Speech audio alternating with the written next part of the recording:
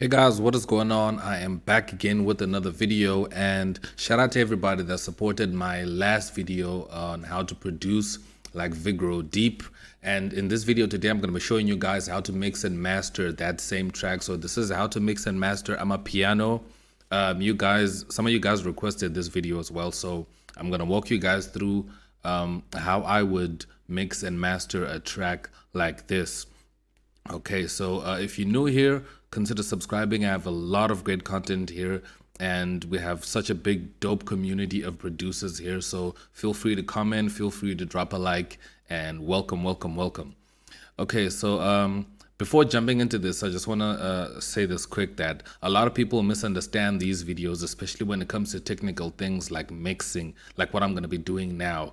The point of this video is to show you how I do stuff, and so that you understand why I do it, so that you don't copy exactly what I'm doing, but understand why I'm doing it, so you can apply to your work, no matter, even if it's not AmaPiano. If you're making other styles of house or even hip hop or even anything else, you can still use the same techniques. I'm going to try and make it so simple that you can apply what I'm teaching you to any other style or anything else that you're doing, and it will work for you. So just to get that clear, you know, it's not about a step-by-step. This is not a step-by-step tutorial, but it's a, kind of guiding you on how you can strategize your mixes. So remember, watch this from beginning to end so you can get a clean mix and see how you can get this done. Okay, enough talking.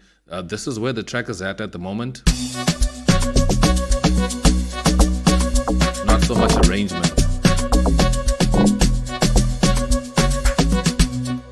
Okay, so I didn't arrange it so much, but what I'll do is I'll just add some more time. There we go.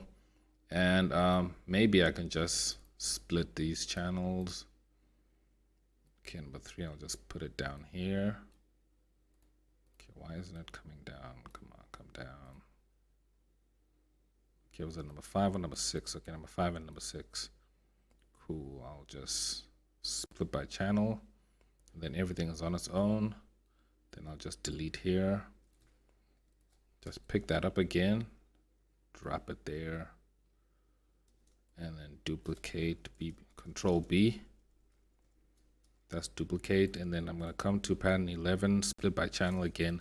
I'm just trying to make sure that all my sounds are in separate channels, in their own tracks basically. Yeah, and that one as well, I can just drop it down.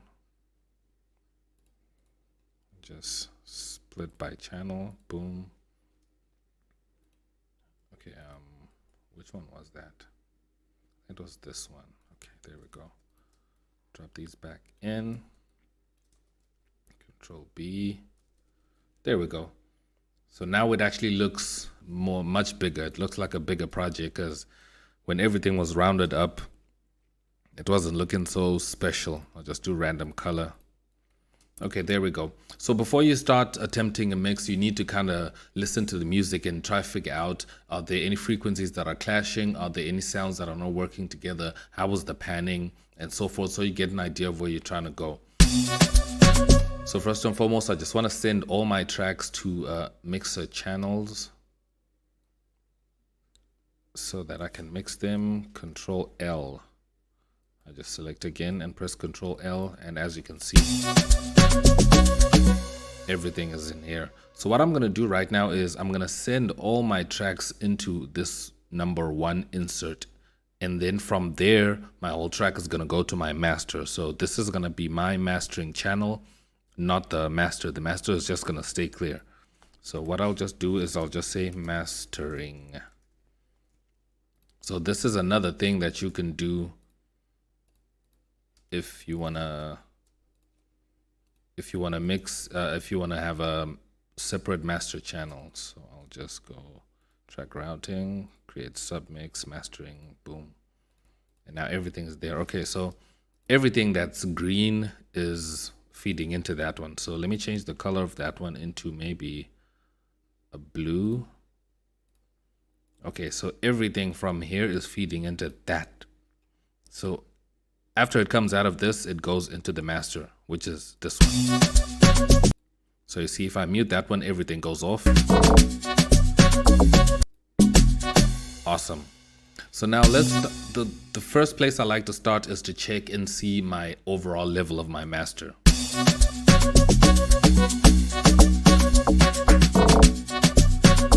And as you can see, I'm actually clipping. I'm going very loud. So what I'll do is I'll just press Control Shift and select all my channels and lower them till like maybe minus, let's say minus 9 dB. Try that again. Now you can see that we have headroom. We're around minus 9 over here. So we have all this headroom to work with and make sure that we build up to. So that was the whole point of doing that. And then next, what we want to do is we want to go to our plugins like Morphine, and make sure that they're not clipping. So let me just go and look for the channel. Here it is.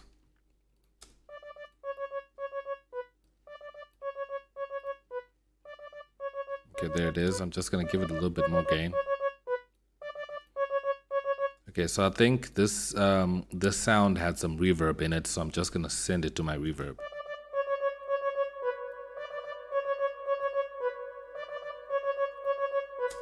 Now let's move to the purity. The purity is this one. Let's see what I have in there. Okay, I have that sound, and purity sounds don't have so much gain. So now that we have headroom here, I can lift it if I feel like it doesn't have so much volume. I can just do that and then send it to a reverb.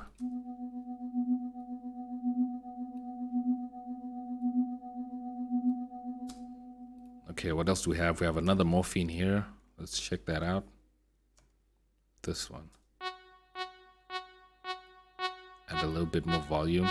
This one already has some reverb that's affecting it.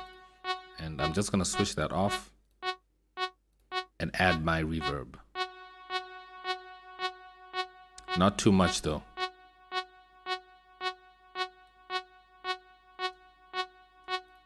Okay, awesome. Let's move on to the other Morphine, this one.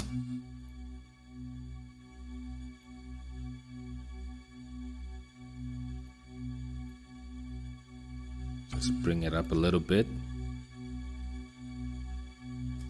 And what I can do is I'm gonna stereo enhance this and add stereo enhancer, and just put for strings. The four strings preset in stereo enhancer gives a doubling effect. You'll hear what I mean. This is without. It's right there in the middle, and if I switch it on, now it's nicely spread out stereo wise. It's playing on both sides, left to right, so that it leaves room for the other sound that I previously tweaked. You know, that AmaPiano drone sound. So now let's move on to the next sound, which is our log drum.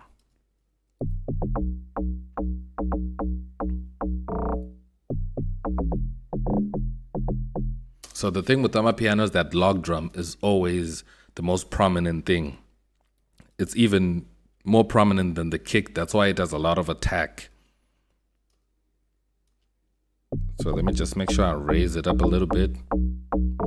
And I'm gonna add a little bit of bass boost to the log drum, because I could layer a sub frequency instrument to this, but I don't want to do that. I just want to keep log drum on its own, and then I'll just add frequencies. I will show you how to do that.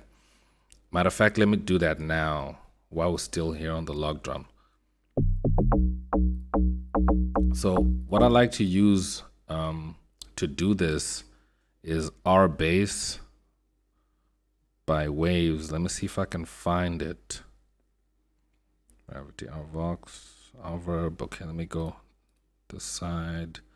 Installed effects, not new, VST. Go down, R bass. There we go. And I'm gonna use it in mono. There we go. So Let me play that back and just switch the frequencies.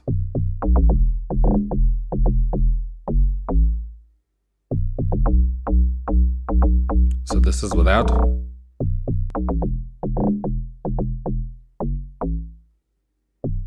This is with. So you can hear the difference, the way it adds that 50 hertz frequency. It is amazing. It adds that real low rumble that you want to have your log drum and the bass banging, and make sure that the subwoofers shake. If you're playing it in your car and you have massive subwoofer, this will guarantee that your log drum will be knocking. So our log drum is good. Let's move on to our next sound.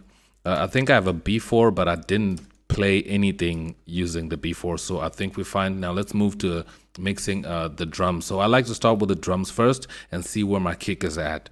So I think what I'll do is just play the track. Just find where my kick is. Yeah, mixing is not fun. Mixing is very tedious, and a lot of people don't make it. Okay, here's my kick. Just look for that. Solo. There it is. I'm just gonna raise it up a little bit. Add an EQ. Add an EQ and see what my EQ is doing. So I'm just gonna raise a little bit of frequencies here around 150 hertz, just to give it a little bit more body. And just lower the highs because I hear a little bit of a clip. And the thing with AmaPiano is that the kicks are not so powerful. So right now I'm hesitant to add a little bit of distortion, to add more harmonics. But you know what? I'll just do it in.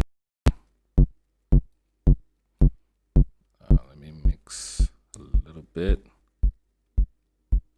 Just add a little bit of harmonics. This is without. And this is with. You can see the harmonics that are added. I'll just lower this a little bit. There we go. Perfect. So I'll just solo the kick.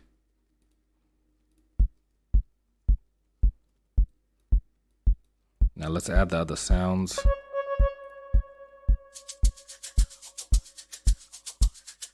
So we have the shakers. So what I'm going to do with the shakers is that I'm going to split them up. Pan one to the left and the other to the right.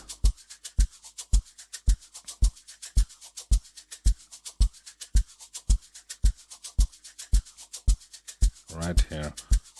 I'm going to have one close to 9 o'clock and the other one close to 3 o'clock. And we have the crashes here. And I want my crashes to be bright, so I'm going to add an EQ and raise some of the high frequencies. Because I don't want to give it volume, but I just want to give it a little bit of shine, because I don't want it to be loud at the same time as well. And I'm just going to cut off some of the low end. Now let's check that snare. It's actually a rim. I'm just going to raise it a little bit. And it sounds cool. It's good quality. Okay, we also have that folk, that little sound. I'm going to raise that as well. Let's check that cap. Raise that as well. Check the conga.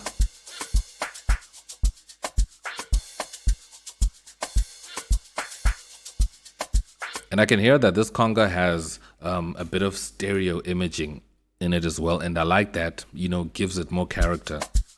Let's check out the other snare. Okay, we want the snare to be more prominent.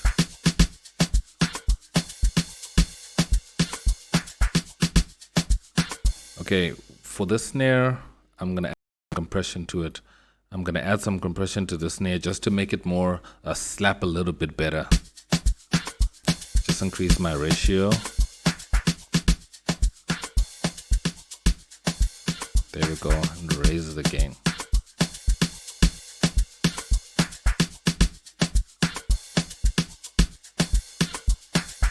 just lower my attack and raise my release. So this is without, and this is with. So you can hear that my snare has more body and it's slapping a bit harder, and it's now shorter. It's no longer sustaining as much as it does originally. Just open up the other conga, and I'm going to add an EQ to this conga because I want to boost some of the frequencies and make it more mid-rangey, because the other conga is a bit high. There's more on the high section over here. I'm going to raise it here in the mid-range. Lower some of the treble.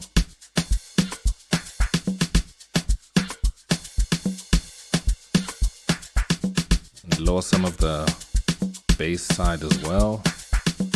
Might have unnecessary sub-frequencies.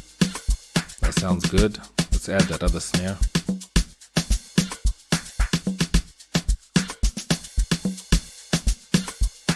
Okay, so this is our military snare. I'm going to add a compressor again and do the same thing. Or I can just, let me delete that compressor. Just copy the same compressor that I used for the other snare and just boom.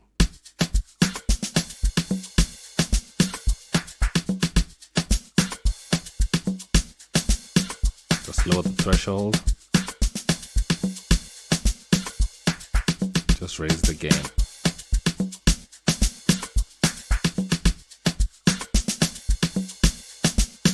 So this military snare is giving this giving this track more presence in the high mids, and then this other snare is kind of in the mids and the low mid side, so they are not fighting for frequencies in the same space. That's why they make sense together.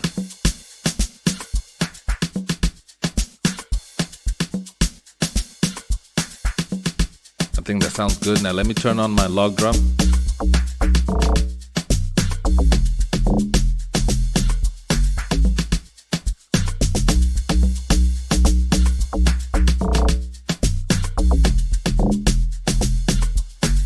Sounds good. Now let me bring in the purity. And bring in the morphine.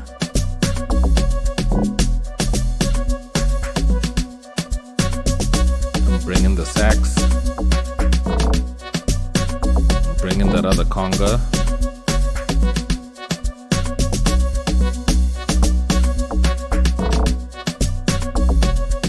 And bring in this other cymbal over here.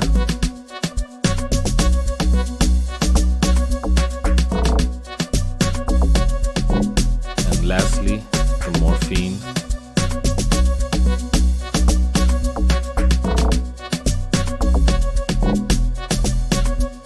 Now to check our level, you can see our level over here is -3 dB. And that's a safe place to be at -3 dB, because when we get to mastering, we can then lift it up.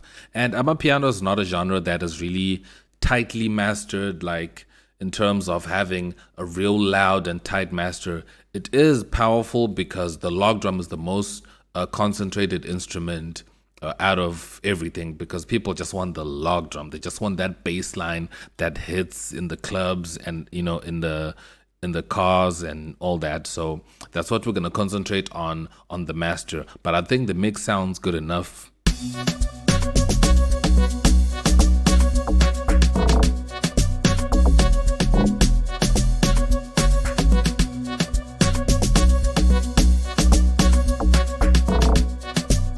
Okay, so now if we come to the master, the first thing we want to do is add an EQ. Rule of thumb is always add a 30 hertz to 18 hertz cut. Boom. So now with that cut on, we make sure that all the frequencies above and below all those frequencies is going to be cut off, and they're not going to accidentally trigger our limiter. Yeah, because you can barely hear what I've cut out here. If I do a back, an on and off, you won't even hear the difference. See, no difference at all. Okay, so what I want to do first is tone the track. So I'll add an EQ. Lift some of these mid-range and lift some of the bass, because we want this to be banging and to really thump, and lower some of the highs and kill some of the low mid. So this is basically kind of a smiley face EQ that I did, you know, when you raise more on the treble side and on the bass side as well, and just dip some of the mid-range out. I just did kind of a smiley face style EQ, you know, just for a tone. And then next, what I want to add is a compressor. So what I'll just do is I'll add a multi-band compressor, and this compressor is really tricky. I think I need to do a tutorial now to use this compressor properly, because multi-band compressors are really powerful and they do a really great job. If you don't really know how to use it yet, you can just use the presets. It has really good presets like the general purpose and general purpose 2, and the mastering presets are actually pretty fine. And let me know down in the comments if you want to see me use this compressor. But usually the compressor I use is the Fab Filter Pro C. That's the one I normally use for mastering, and they have also really nice presets here for mastering. I like to use the gentle wide mastering. That's the one I really like. So let's check that out. Just raise my threshold all the way up. Just make sure that my levels are not going, okay, plus, and just bring it back to 0, because it adds gain, and we're not trying to add gain. So I'm just going to lower the threshold a little bit.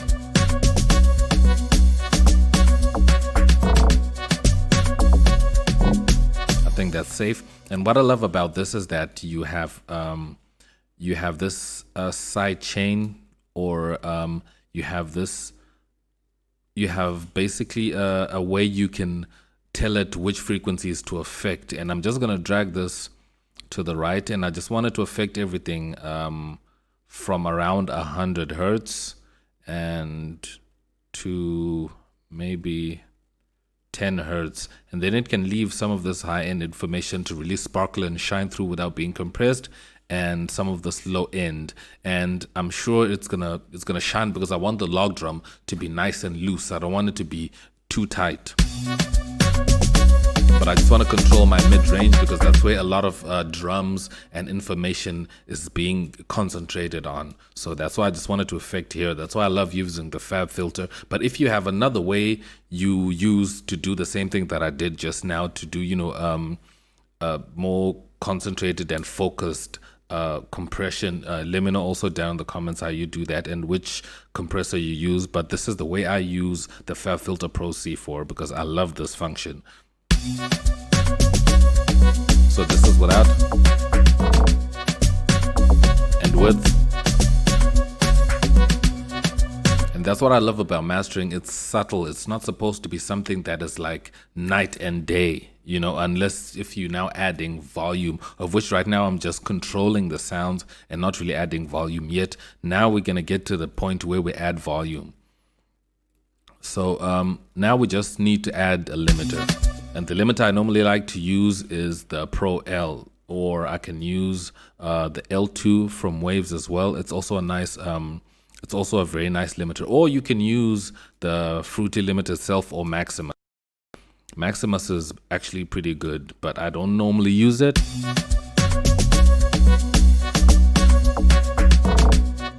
I don't normally use it because I feel like I just need something simple, because I just want to raise the level of the mix and not work on other little nitty-gritty things, you know, more advanced things. So I'll just add a Pro L.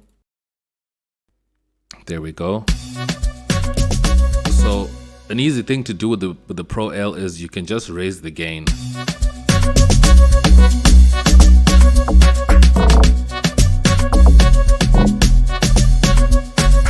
Up until a comfortable level, or you can just use a preset. They have really good presets. I usually go into dance electronica and I go down to house, and I usually pick anything like maybe loud and punchy if I'm making something loud. But usually for piano, I usually like to use natural loudness. That's the preset I like to use, and change the style to transparent. Or you know what? I'm gonna make it dynamic because I want this track to be dynamic.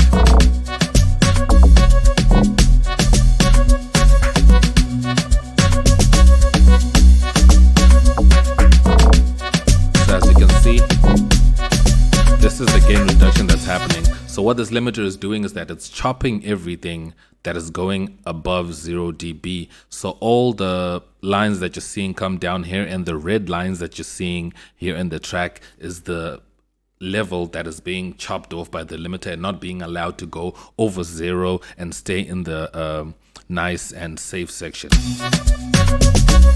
That red, and it's usually the drums.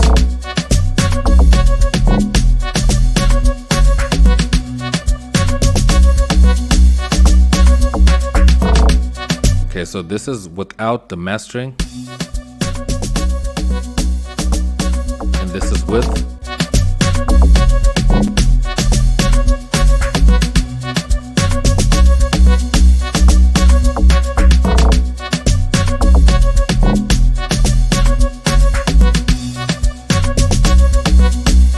So there you have it. I hope this was very informational for you guys and helped you understand, you know, the process of mixing. And it doesn't end here. This is not the end of the mixing process and the mastering process of this track.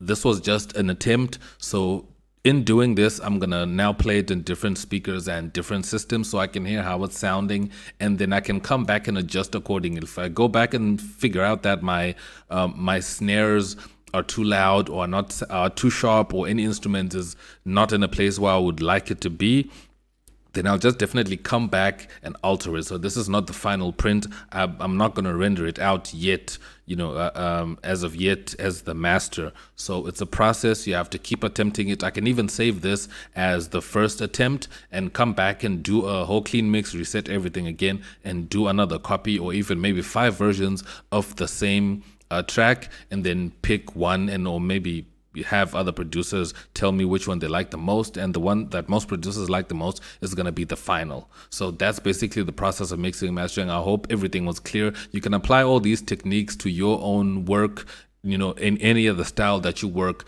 Most of the videos and most of the people that I watch that do really good mixing and mastering, that are big mix engineers, they usually do pop music and you know, band music and rock and all those other genres that are non, you know, urban genres, and they are pretty good. And I apply those same techniques to the music that I make, and it works for me, you know. So hopefully this is going to work for you, but you let me know down in the comments. If you have any further questions, drop them down in the comments. Remember, if you're new here, subscribe so you don't miss out on my videos. Click that bell so you get notified whenever I upload, and drop me a like to support the channel, guys. Thank you guys so much for watching. I love everybody that subscribe to the channel and everybody that support my videos. Thank you guys so much. I really appreciate each and every one of you. I'll see you guys in my next video. I am X and I'm out.